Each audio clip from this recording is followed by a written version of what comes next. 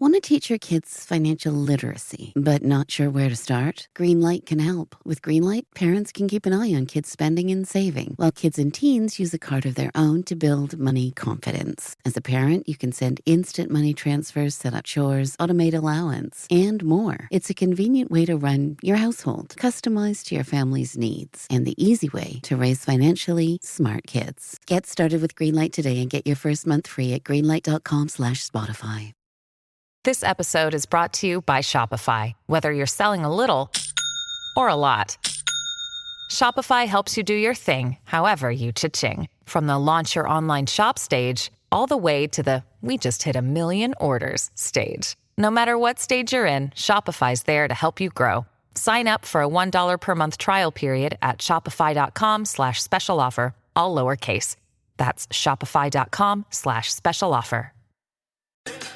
Atheists, agnostics, long-haired weirdos, short-haired weirdos, vandals, hooligans. The government, hug the government, love the government, hug the government, love the government, hug the government. Welcome to The Politics Guys, a place for bipartisan, rational, and civil debate on American politics and policy. I'm Trey Orndorff, a political scientist at Oklahoma Christian University. And today I'm joined by Mayo Mailman, my conservative counterpart and former Trump White House lawyer. May, welcome to The Politics Guys. Hey, Trey, this will be fun. It is going to be fun, right? So last time we were on kind of our trio episode, which is a little unusual, and we don't have the two. And so this time we kind of get to have the right counterparts, right? I mean, I suppose you and Jay outflank me a little bit to the right, but I'm still on that general side. So we'll get to mix things up a little bit differently than we normally do. And I am kind of excited to get into that. But before we get into that, we do have some fun shout outs this week. First up is our newest supporter, Tony. Thank you so much for being part of The Politics Guys. I'm hoping that you'll really enjoy being part of our show and being part of the Politics Guys family. Next up is Donald, who just became a yearly Patreon supporter. Thank you so much, Donald, for that support. And remember, just like Donald, you can get a discount by being a yearly member. And finally, I want to give a shout out to Cody, who is trying us as a trial Patreon supporter. I hope you keep us on, Cody. It would be a lot of fun if you decide to stick with us. So just remember, if you're not already a supporter of The Politics Guys, you can be like Tony, you can be like Donald, and you can be like Cody, and join us by heading to patreon.com/politicsguys, seeing all the different kind of fun levels of support. But I will leave that there right now so that May and I can get into our stories. But again, thank you to Tony, to Donald, and to Cody. So May, let's get down to business, and let's start with something really big. Last night, Thursday night, we're recording this on Friday, Kamala Harris had her first interview. And she did it with CNN. It was a sort of kind of duo interview with her and her VP, with Waltz. And the aftermath reaction to it always kind of puzzles me a little bit. We have the left kind of upset with CNN for not being better. I think she's too hard on Kamala is kind of what I see from that side. And from the right, I think a lot of people saying, well, there wasn't really a lot there, and that doesn't really answer the questions that she's been low on substance really since taking over from current President Biden. And so, one of the big items here that came up, and I'm curious about your take on this, May, was she has had some shift positions. And I mean, every politician is going to have some shifting positions. But the way she basically has put it is, look, my positions may have changed. My values have remained the same. That was kind of hers. And as a matter of fact, she did get pushed pretty hard. Why were these positions? And the two big ones that come out in the interview, as I was really taking a look and thinking about this, is the fracking issue and the border crossing issue, where she gets called out for having said, look, it's un-American to have these kind of border crossings. And of course, the broader context of the wall. But of course, we do, in fact, have, evolution of positions. So May, I know this was something that last time we were on this show, you thought was lacking with Harris. Did you see some more positions, or do you still see this as being too low on substance? It is low on substance. Okay, so let's just take the issues that you raised. So fracking and the border. So fracking, Dana correctly said, hey, in 2019 during the primary, you said that you would ban fracking. Now it seems like you wouldn't. What changed?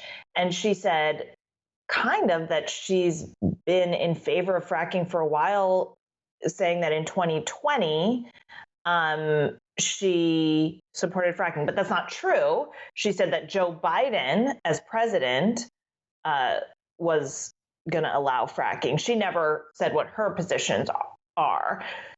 And that was just completely unresolved. So I don't think we have really any clarity on what changed. Just you're running for president now? Do you actually think something different? It doesn't make any sense to say my values are the same. No, clearly you used to be against fracking. Now you're for it. We have no explanation for that still. The border, it wasn't a specific question. There was some like, do you think you've done a good job on root causes? And she said that she did think so. And just general, what are you going to do on the border? And then they, I think, specifically talked about, you used to say that it should not be a crime to cross the border. And she said, I think that there should be consequences. Now, consequences are different from criminalization. Criminalization means if you cross twice, that's a felony, you go to jail. Consequences, I think, means civil consequences, which is we can send you back. The problem with civil consequences is that it's like if you are a kid and you break into the pool and they're like, oh, don't do that, and they just send you back. You're going to keep doing it because if you keep getting caught, like it doesn't matter.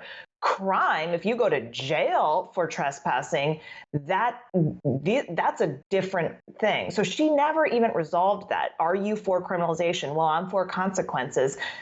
That to me seems that you're still not in favor of criminalizing illegal border crossing or criminalizing border crossing, because at that point it would not be illegal. So I still don't feel like we have an understanding of what her policies are, except that they are what Joe Biden's policies are, because she is the vice president. And to the extent they have changed, which I don't think that they have changed, we don't have any explanation of why, except for that she's trying to win an election. Yeah, I mean, I hear that on the one hand. I mean, I think that she was undoubtedly. I think deep down, she's probably further to the left on both of those issues, but recognizes that that's not the position that you're going to be able to take and win. And it's clear that even when she came into Biden, I mean, one of the great things about the Biden administration has been it's been a relatively moderate administration, trying to kind of appeal to individuals like, well, me. And to peel off some of what you'd call the moderate right. I mean, so one of the things that I kind of think about as I take a look at the matchup between Kamala and President Trump, or former President Trump, is effectively that I think we're in a post-issues world. What do you think about that? I watched what, I think one of the things that has defined Trump has really been he's about being combative. He's about kind of that energy and that there is a thing that is Trump, but it's not so much a set of positions. And I want to talk about that in a minute, about his own shifting positions. But it really kind of feels like to me that 2024 is going to be the year where we've just kind of stopped caring across the board on positions. What do you think about that? It's funny because I actually have felt that the Biden presidency has been the opposite of a moderate presidency. It's been a pretty radical presidency, starting from vaccine mandates to Title IX policies, like sort of mini Green New Deal named the Inflation Reduction Act. Like these are very progressive policies, but because Biden speaks slowly and quietly, they appear moderate, versus Trump's policies I actually did feel were fairly moderate. The one legislation that was really of note, well, I guess there's two, is like a tax policy led by Gary Cohn in our administration, in the Trump administration, who was a Democrat, and letting in the Second Chances Act, so letting people out of jail. So those were the two legislative accomplishments out of the Trump White House. But are we in a post policy? I don't know if we ever were in a policy. Like did people vote for Trump over Hillary Clinton because of policy or because they didn't like Hillary Clinton? Did they vote for or Obama more specifically, they didn't like Bill Clinton? But yeah. Yeah. Did they vote for Obama for policies, or did they vote for him because they liked him and the way that he messaged and spoke? So, I agree with you. I don't think it's come all at once, but I've wondered if we just finally. I guess what I was kind of asking here is, do you think we've finally shaken off, like kind of like you're coming in? We've been getting the mud off, and the last few little flecks of it are done. So no, I don't think it's been like it's not a light switch in that sense. I think it's been kind of a dimmer, and I'm just wondering if we finally hit the click. Yeah, that might be the case, and it is, it's frustrating because I'll listen to a Kamala Harris speech and she'll say Trump is trying to take away your Social Security and he wants to do a national abortion ban. You listen to a Trump speech and he says the seniors have got to keep their Social Security and I would never touch a national abortion ban. So it's like, even if you wanted to vote on policy, how would you even know?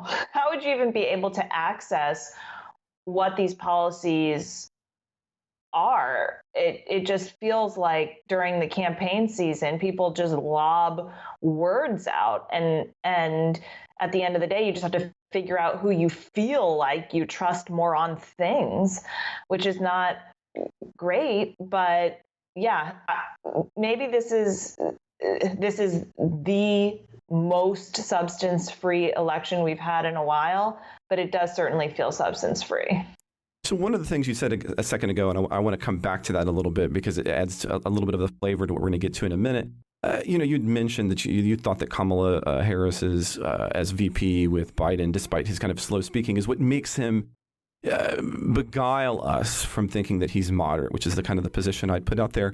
So what do you think about the fact that we have seen a lot of Republican support at the DNC convention, which is a big deal, or the fact that this past week, 200 former staffers for Bush and Romney and McCain said, quote, moderate Republicans and independents need to come to Kamala Harris. They would go on to say another 4 years of Donald Trump's chaotic leadership, this time focused on advancing the dangerous goals of Project 2025, will hurt real everyday people and weaken our sacred institutions.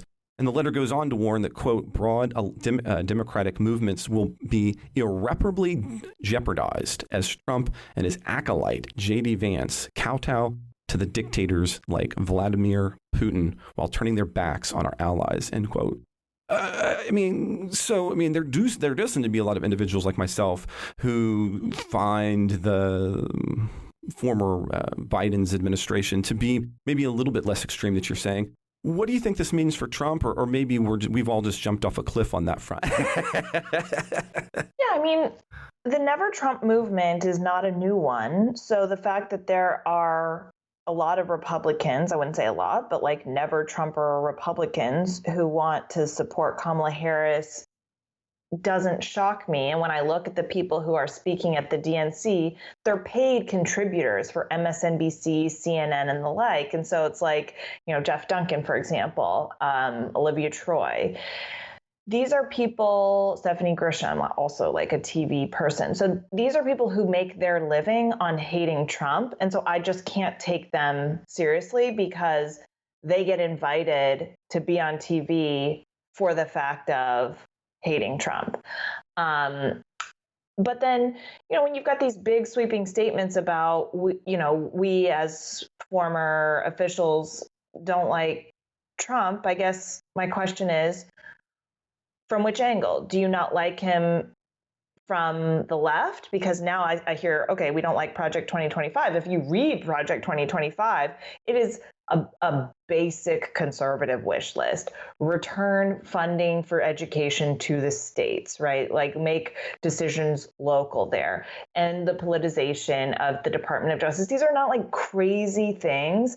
So if you don't like President Trump from the left, then you should be voting for the Democrat candidate, and you should probably stop calling yourself Republican. But then sometimes it's like, I don't like President Trump from the right, in that I think that he has a too robust view of federal power, right? Not enough states' rights. And I hear some of that too, because there are pieces of it, vibes of it in Project 2025. And then my question is, but why is it that Kamala Harris would be better? Because when you see the vast power that has been given to the administrative state in the Biden-Harris administration, whether that's forcing schools to adopt a unlikely interpretation of Title IX, I mean, that is like pretty down to the weeds, like telling people that they can't misgender in schools. Like, I don't see the Harris option as smaller government. I just don't. Like, I've looked at the past 4 years. I don't see it as a limited government, limited federal role place. So I guess I only understand the attack from the left, but then don't call yourself a Republican. Okay, well, I want to come back to that because that'll be personal for me. But let's also talk about kind of Trump's shift, because we're already kind of moving in that direction. It was something that we had chatted about a little bit before even the show got on. And this past week, Trump signaled a new, or maybe a return to the old, there's been a lot of question about that, and you've talked about that there a little bit, view as it relates to abortion. On Truth Social this week, he wrote, quote, "It would be great for he would be great for women and their reproductive rights," end quote. And that was very frustrating for many people in the pro-life movement, because for those who aren't kind of on the in, that phrase reproductive rights, it really has a kind of a deep connection to the pro-choice movement, even just that language itself, that terminology. And so Lily Rose, a founder of the pro-life movement group Live Action, criticized Trump this past week for, quote, ingratiating himself with those that are pro-abortion. Philip Klein of the National Review wrote an article this past week, and he couldn't have made it any more clear. The title is "Trump's Abandonment of Pro-Lifers is Complete," end quote. He goes on in that article, to argue that while we can be sympathetic to whether states should have the decision-making process or not, in other words, we should have devolution of this question, Trump is now saying that even Florida's ban is, quote, too harsh, end quote, too short. He ends his piece by saying, quote, "It increasingly looks like Trump is joining the other side," end quote.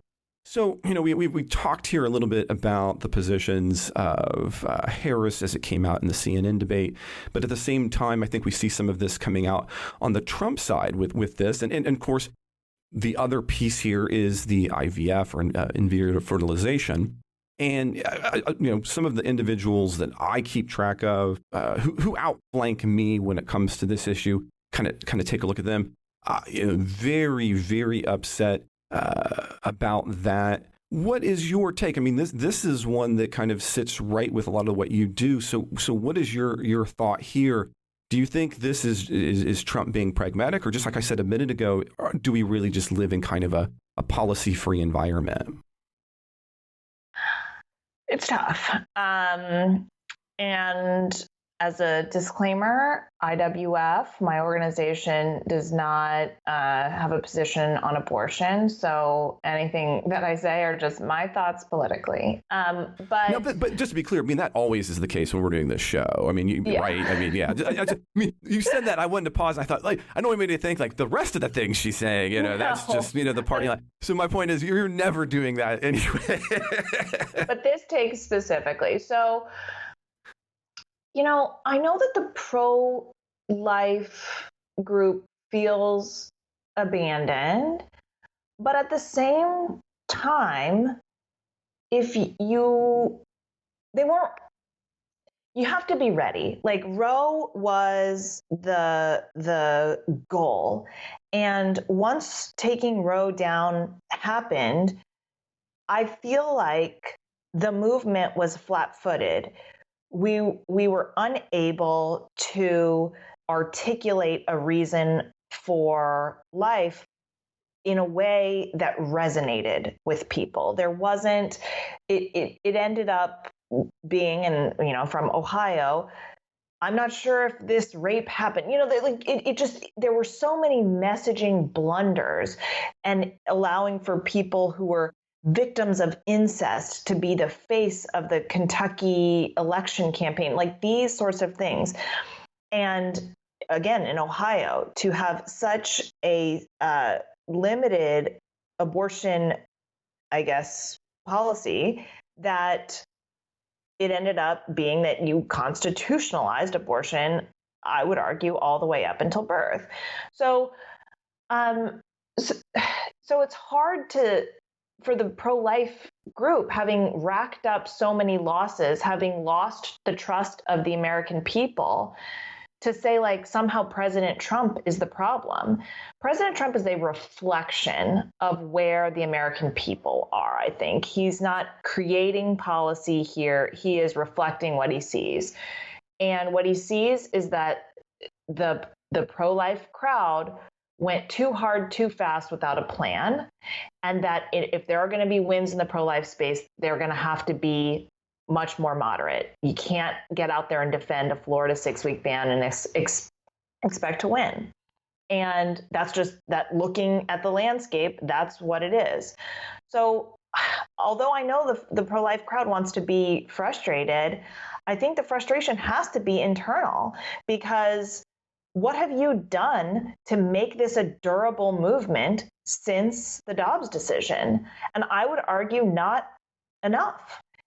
Whether that's a messaging failure, whether that's actually helping women failure, whatever the failure was, Trump is merely a reflection. I don't think it's deeper than that.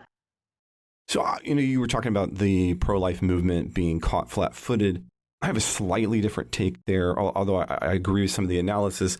I think that when you had the battle going on for the overturn of Roe, you had a variety of different, wildly different outcomes in one movement roof, because it really was this long-term project you saw in the pro-life movement. And so the disagreements within that movement were moot. It doesn't matter. I mean, okay, what is it going to look like in a post-Roe environment is not something I think a lot of people are having conversations about in 1998 and 2005, right? And so I think when you rightfully point out that we get to when the pro-life movement gets to the post-Dobbs world, it's kind of like the kid who got what they want, and now we got to figure out how we're going to divvy that up.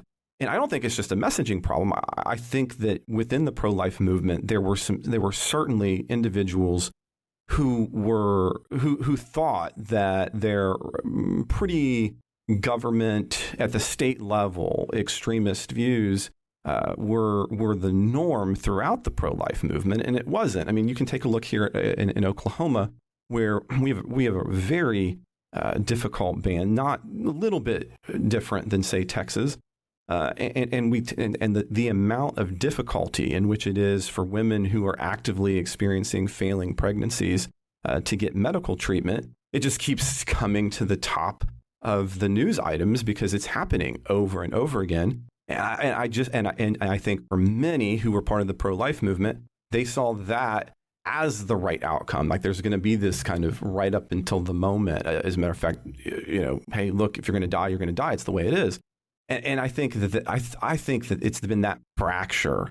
And then once you have it, that fracture becomes apparent. And what do you do with that? So, but now to come back to Trump, and I'm curious about this, right? One of the major reasons that evangelicals in the pro-life movement definitively went Trump, a guy who, to say he has moral failings would be an understatement, right? He makes Bill Clinton look like a righteous old elder at your church. Many of them said, but he's going to not be part of the evil of abortion. And so I hear that what you're saying is like that it needs to be reflected back, or what I'm saying is the fact that, there's been this go. But even if those individuals don't show up for Harris, if a broad strokes of the evangelical movement, if a broad strokes of the pro-life movement turn on Trump in the sense that they're not willing to show up because they see no difference now between him and Harris, that seems like it's a pretty problematic position for Trump. And I understand you're saying he's kind of got his finger on the pulse, but I'm not sure as if he is going to win back, since he's the individual who's appointed the Supreme Court justices who give you Dobbs. I don't think that having his finger on this pulse and saying, oh, yeah, but by the way, I'm more moderate, I don't think he's going to win any of those people back. But he certainly could lose evangelicals whose primary reason for sticking with him has been his position on for reproduction and pro-life. What do you think? What do you think about that take? This episode is brought to you by Shopify. Whether you're selling a little or a lot, Shopify helps you do your thing, however you cha-ching. From the launch your online shop stage, all the way to the we just hit 1 million orders stage. No matter what stage you're in, Shopify's there to help you grow. Sign up for a $1 per month trial period at shopify.com/special offer, all lowercase. That's shopify.com/special offer. Risk, yeah. And this is why I think people, when they're trying to pick their candidate, and Republicans have a lot of time looked to electability. And so Mitt Romney and John McCain, the people who have a broad appeal to a large number of people, and they got smoked. And then you've got President Trump, who does not have a broad appeal to a lot of people, and he won. Of course, we can say that Hillary Clinton was particularly bad. But for me, a slight lesson that was learned was just be who you are. And my fear, I guess, is that don't try and run away from that and be a middle of the road deal making guy. But that's also who he is. Because that hasn't really worked out for us. You do need a motivated base, and that base has been evangelicals. That said, I don't know. I still think that the pro-life crowd ultimately comes out and votes for President Trump rather than staying home, because I do think that even if President Trump isn't going to sign a national abortion ban, okay, query whether that's constitutional. And even if his messaging right now is that 6 weeks is too close, or that IVF is a national good, things like that, I think it is. Supreme Court justices. Kamala Harris has talked about packing the court, and her communications director is from Demand Justice. That their whole point is packing the court. These are people who will try and potentially succeed in radically altering our society through non-democratic means. And so I don't know. I still think that there's a huge reason. I mean, both parties attempt to, by non-democratic means, i.e. the Supreme Court, as I think what you're saying there, push for that. I mean, that is precisely what Republicans did when they held over for the first time in history a Supreme Court nominee, so that they weren't, rewriting the amount of justices we have, which is, of course, is a power of Congress. But they certainly took advantage of that so that they could push the power to the full extent, so that they could have these kinds of decisions, even though, as we can see, they would not have won electorally. So I don't know. Is that really unique to Democrats? Okay, so that's a little bit of a side conversation. I don't think that there's been Republicans out there saying to pack the court rather than to delay a vote for a few months during the middle of an electoral season where this is the issue people are voting on. But I guess if you're concerned that either party is going to do it, right, then if you're a pro-life voter, would you rather have all this power in the hands of somebody whose thing really is more abortions, or would you rather have this power with somebody who's at best weak, that likes the Dobbs decision, but doesn't really do anything after that? I think this is still very consequential, and you'd rather have somebody who just isn't going to use their federal power rather than someone who is going to use the federal power in order to abort babies. So I don't know. I'm not a fan of the Lila Rose technique here. I don't really understand it. If I was a single issue life voter, I would still come out for Trump, but I'm a sample size of one. So it is obviously a big, it's a big conversation on the right.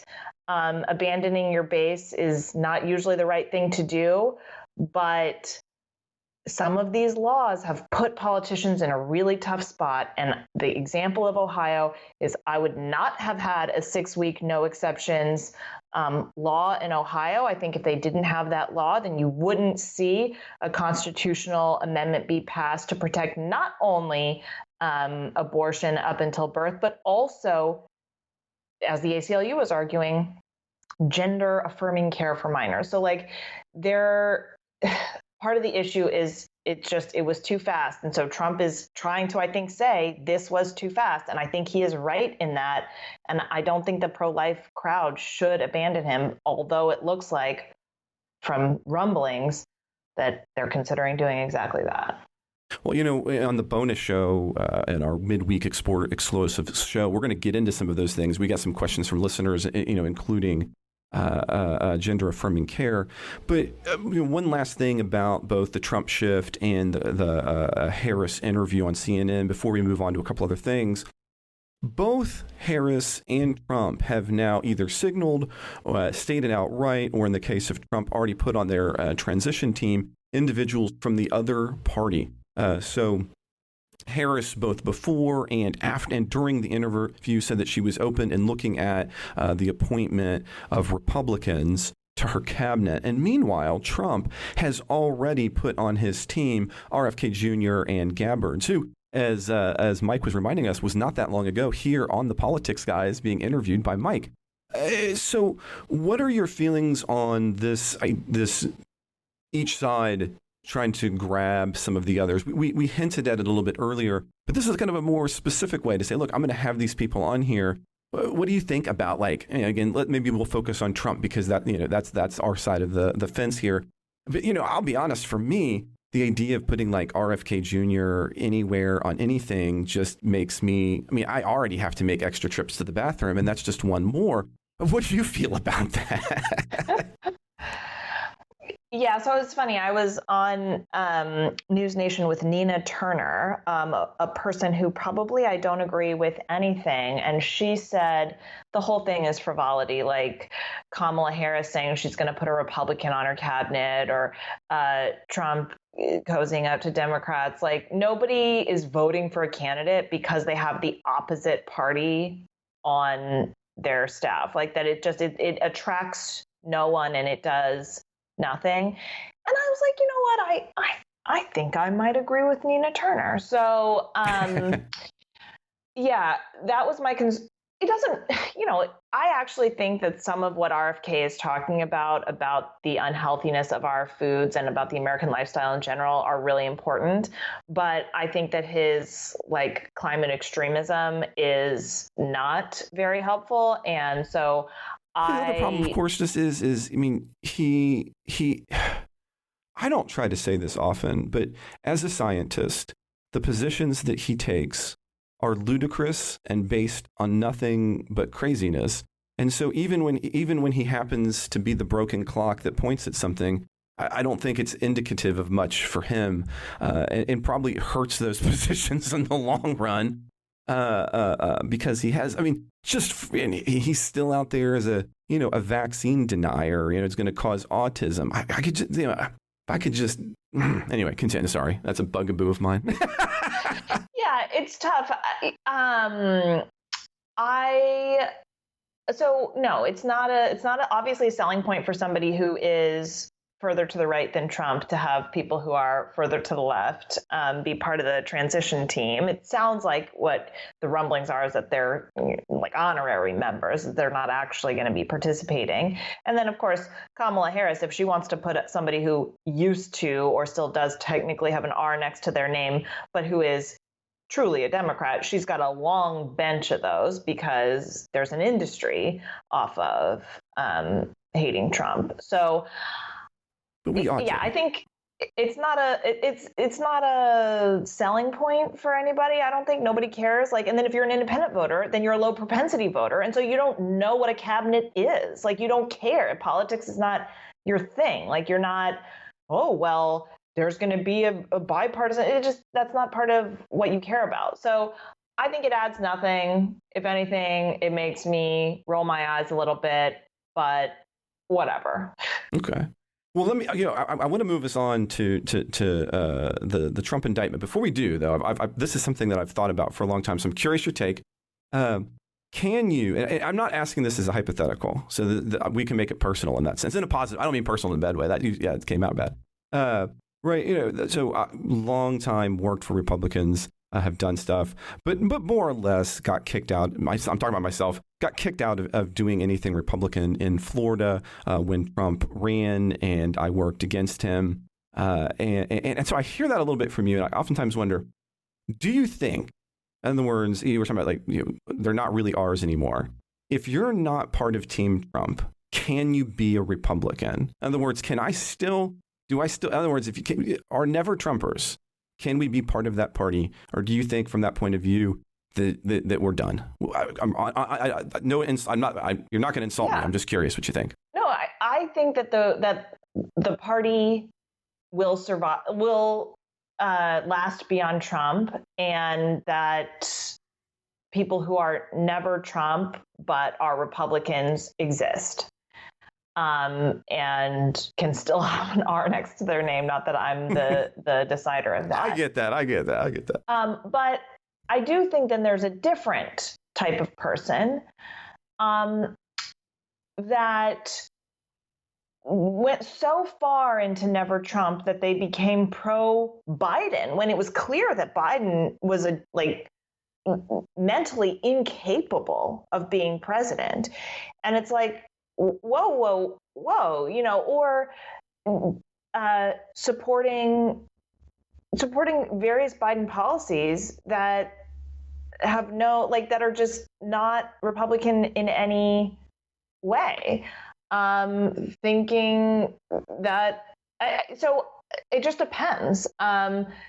Trump derangement syndrome can be a mild case, or it can be a very severe case. And I think that in the most severe cases, it can change your policies. So I guess I don't have a blanket policy, but what I see from the people who are speaking on stage, like the Adam Kinzingers, for example, he makes money. He is a CNN contributor for being anti-Trump. And if you make money off of opposing somebody, then that to me, you've crossed that doesn't sound Republican anymore, because now your job is to defeat Republicans. Okay. Well, let's kind of move on to this third story then. I appreciate that insight. But let's talk about what happened with Special Counsel Jack Smith this week as they pressed forward with the 2020 election interference case against Donald Trump. Now, it includes the same criminal charges that we had already talked about on the show some time ago, but it narrows the allegations to now fit with the recent Supreme Court ruling, which we also covered here on the Politics Guys earlier this year, as allowing presidents to have broad immunity for actions taken in their role as president. Specifically, that all official acts are granted a level of absolute immunity, and so the criminal charges now have removed, for example, if you take a look at the documents, connections to the State Department, because those of course could be part of official acts. And instead, it is now highlighting more specifically, although it had always been there, Trump, his connections, phone calls to attacks towards individuals in the process of Congress certifying the 2020 election. Because specifically, of course, Trump has no official responsibilities in relation to what Congress is doing in terms of the certification of the 2020 election. One of the things that we have kind of thought about here is that these kinds of things don't matter electorally. But I haven't talked to you about this. So I'm curious if you think this has any kind of electoral implications, especially now that Biden is out. And also just your specific thoughts on the indictment itself. So electorally, my initial thought when it originally came out is that I thought it would help Trump because basically every indictment has helped Trump fundraising, and when he gets convicted, helps him fundraise and be in the news, like continuing to bring him into the news, especially over something that's no new facts, I thought would just help solidify this his argument that you've got a weaponized Department of Justice. That was my initial thought. It doesn't seem like it's getting that much play, maybe. So maybe it's just people are so steeped in it. You're either a January 6th, you care a lot about it, or you feel like we've been down this road many times. Like you get it, you've heard it. And I think even from the Trump, like they're out to get me, you either are like reinvigorated on this or you know what, you're the same level, you get it. So I don't actually know if this changes anything, but to the extent it does, I think it probably helps Trump. Sure. So what about the charges themselves? Having looked at this, we've had Jay's take on it as an attorney, we've had Ken's take on it as an attorney. What is your thought here, May? So, high risk given the DC District Court, DC Circuit, not a friendly place. So in that sense, I think President Trump should be concerned there. But I guess I think that this is not that strong. Really? Okay. Explain. Yeah. And I haven't, it's been such a long time since I've gotten into the fraud statutes and all that related to this. So I'm trying to like dredge up my past thoughts on this. But one, I think you've got to consider the First Amendment. And I do think that a lot of the speech and some of these things are going to be, in my opinion, protected by the First Amendment. So once you dig those out, and what you're left with is, I think, a big question about state of mind. Was President Trump... But for First Amendment cases, this is an area I know a little bit more about, right? The long-standing Supreme Court has been that they have to lead to kind of immediate actions. And it seems likely that you can make a case that he wouldn't get First Amendment protections, even like as a presumption, as a result of the immediacy of what he's saying to when what takes place. Maybe. I mean, I think it's an argument, but I still think it boils down to state of mind. So at the end of the day, is Trump, knowing that he lost, using mechanisms to overturn the election, or does he really think or highly suspect that something bad happened, whether that's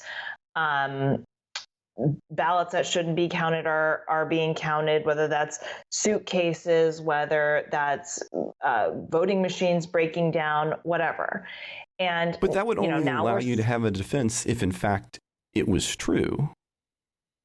Yeah, but there's no truth. Like we now know, it's 4 years later, and that there is no truth to that. And presumably, he would have known more of that than the average person. It took us longer. I think he knew more of the opposite than the average person, right? If you think about what the incentives are for people talking to Trump, when he's in a bad mood, everybody's in a bad mood. And so the incentive when you go in to talk to Trump is to give him good news. And so it is going to be person after person after person after person giving what seemed to be facts of, look at this video, look at this evidence. And I was not really part of any election litigation, but I do remember just kind of being part of, oh my gosh, in Nevada, we found this, or in Pennsylvania, each county was counting differently. And actually, a lot of these things were rooted in fact, and there were not the right lawyers involved, and you weren't able to get past sort of dismissal, and there weren't full vetting. So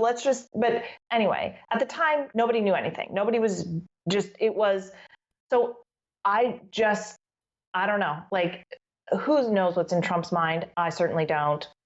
You don't. Like, nobody will really know. But that's not what's going to get him held accountable one way or the other, right? Like, because there is no precedent. I mean, he could believe it's a lie. He could believe it's true. That isn't what protects his particular speech. No, but if you are trying to defraud someone, then there has to be some element of defrauding there. And I think that truly, like, if you got down to it, was Trump trying to defraud, or was he trying to actually expose what he thought to the American people was irregularity? And I think that it was the latter. And especially when you take this case that people continue to trot out in front of him, which is a real case of Richard Nixon and Hawaii, and the vote count wasn't quite ready. And so you had to have these alternate electors. And so you didn't actually overturn the election, but you just said, I want to have these alternate electors ready. Let's just say it's a crazy legal theory. Okay, fine. Is it crazier than Colorado trying to remove Trump from the ballot? Like, these are all crazy legal theories. So you've got some wilder legal theories. You've got some facts that he's been presented with. And like I said, it's been several months since I dug through the like legal portion of the fraud. But that was my initial take, was that I just wasn't sure that Trump was acting fraudulently. He might have been acting crazily, but it's not illegal to be crazy. I'm going to be honest. You've had an up close look at Trump, and as a presidential scholar, I've seen him in person. I have not had personalized meetings with him, obviously, but I have followed him closely as a scholar. And when I listen to you, I'll be honest. I appreciate your insight about Trump, but at the same time, the comments you make, like in that right there, just makes me go, heavens to Murgatroyd, we cannot elect this man again. Like, it doesn't bring me any peace or joy there, May. I'm not going to lie. Yeah, I mean, it's tough. Like, I don't think that there was any Republican really that enjoyed the post-2020 election and the moodiness and the, well, it just sounds like I would have already said that he lacks any kind of leadership qualities, but those kinds of comments make it sound like he's just a petulant 4-year-old who you can't really have a conversation with. Yeah, the post-2020 election, it was just brutal, obviously, and it ended in a very embarrassing moment for the country, but specifically for Republicans. That said, and I think this gets to one of the listener questions, there was a perfect storm with COVID changing radically all of these election laws, and then the media censoring various things, then influx of money to swing counties with private people basically co-running electoral processes. So many questions, so much bizarreness, all in one that President Joe Biden received more votes than any human being ever before. I mean, this is a shocking thing. This is a person who barely didn't campaign, essentially. So I don't think he had to, but that's a different question. Yeah, like I think former President Trump did the campaigning. Yes, it was not professional or presidential, but like I also do think that there was it was a wild time. These were radical changes, and I don't think that you can extend such immense change over something so fundamental as our elections to like be like, oh, this is how he is all the time. So that doesn't give you comfort. If you don't like Trump, it will not give you comfort.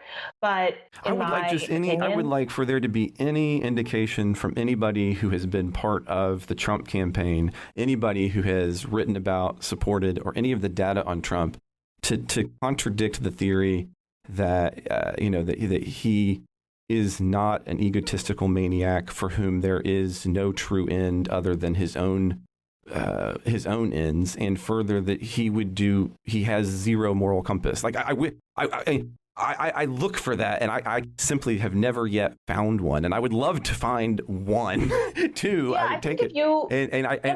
You read tome after tome, you take a look at the things he himself writes, you take a look at the things he himself says. I torture myself listening to everything that Trump says. I just find it. But I'm going to pause this here for just a second, not because I want to stop us all the way, May, but I want to get this conversation moving into all those great questions we have for our supporters exclusive show, because we've kind of come to that part of the show where we're going to need to pause here and transition over. But it's been a lot of fun talking here on the General Weekend show. Yeah, it has. I'm excited to get into these questions. Yeah. So now you might be asking yourself, how can I ask the Politics Guys questions? Well, there's a lot of ways of doing that, but you can actually do it on a daily basis if you're a supporter of the Politics Guys. And I really hope you'll consider becoming one. Just like at the very beginning of the show, I had a shout out for Tony, I had a shout out for Donald, and I had a shout out for Cody. It's really easy. If you just head to patreon.com/politicsguys, you can see all the different levels of support. And one of the really neat levels of support allows you to have access to our Discord channel. And I am on there all the time, especially during the school year. I am on there all the time, having a good time, or taking heat on the right, or taking heat I get taken from both sides. Anyway, be that as it may, I do enjoy doing that and being part of that deal. But there's all other kinds of benefits as well. Again, you just got to head to patreon.com/politicsguys. There are other ways to support the show. We're on Venmo, where we're at Politics Guys. You can also support the show through PayPal. If you want to see all of that, I have it right down there in the support links for you, as well as at politicsguys.com/support. Now, if you'd like to get our supporters exclusive midweek show, but you're just not in a position to financially do that, listen, I get that. I live in Oklahoma. I'm a professor and I have 3 kids. So please just reach out to us at mail@politicsguys.com so that we can make some things happen. Now, whether you're a supporter or not, we would really appreciate it if you would subscribe, rate, and review us on all of those podcast apps that you use, and share those episodes on social media. Don't forget to tag us. If you've got a question, comment, correction, or anything else, or for example, you'd like us, May or myself, to take on questions in a future episode, you can always hit us up at mail@politicsguys.com. We're also on Facebook and X. You'll find all of those links in the show notes. And of course, for our supporters, please put them there on Discord. I love talking with you. A special shout out, as always, to finish the show, to the executive producers of the Politics Guys, who are Bruce Johnson, Wilma Marino, Daniel Toe, Ryan Beasley, and Don Oglesby. We'll be back with a new episode next week. I hope you'll join us then.